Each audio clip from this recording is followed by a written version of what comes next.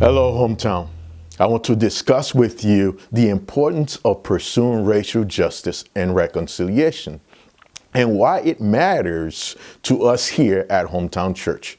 Scripture tells us that God's desire and plan is for all people to live in a community where there would be in relationship with Him and each other.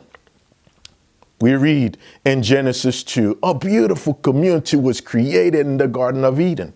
But this community was marred by sin. Sin devastated our relationship with God and each other. God's vision for the church and the world He so loved is to be in community. But we see the tragic result of sin manifested in our nation in different forms. Let me start by saying that there is no other country in the world that I would rather live in than the United States of America. I am an American. I love America, and I am very proud to be an American. As much as I love America, I know that America is not perfect. It has a devastating history of killing innocent people, a terrible practice of slavery, unjust segregation, and mistreatment of immigrants.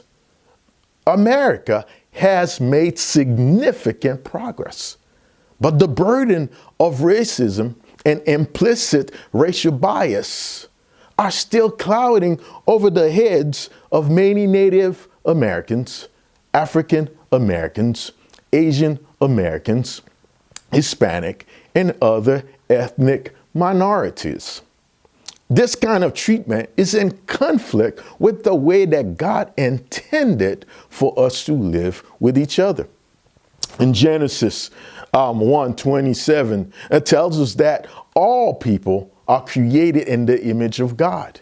And Revelation 7:9 reminds us that God's plan is to build a multi-ethnic kingdom. In Ephesians 2:14 and 15, we read that Jesus broke down the wall of hostility that separated the Jews and the Gentiles, brought peace between them, and create one new people from the two groups through His work on the cross.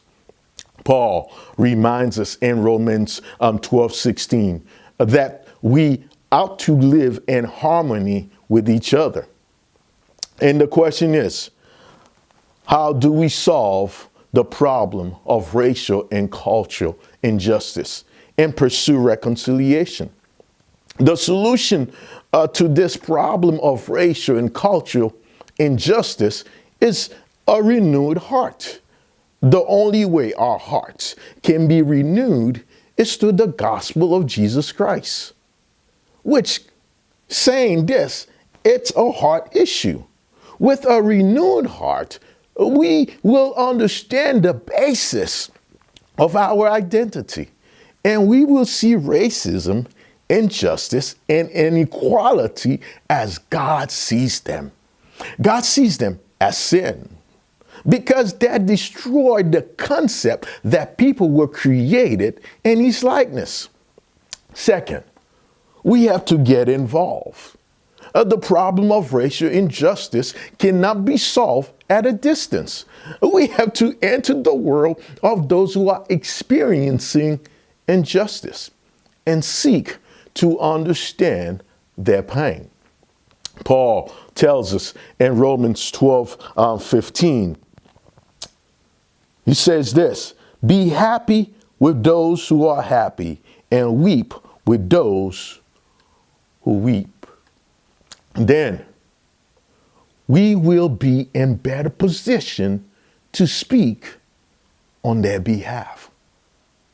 On an individual level, you can pursue racial reconciliation by pursuing friendships with people of different race. When we enter people's world, transformation occurs. No one has done this better than Christ. He entered our world to take care of our sin problem. He knew that the sin problem could not be solved from a distance.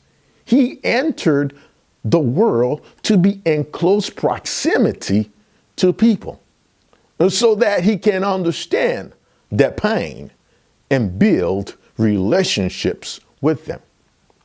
As Christians, we have a responsibility to model God's love, help repair the broken relationships in our nation, and reconcile people to God.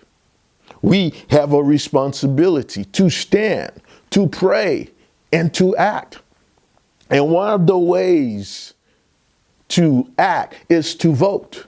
As we vote, let us be alert to laws and policies that continue unjust practices, but support laws and policies that promote justice for all.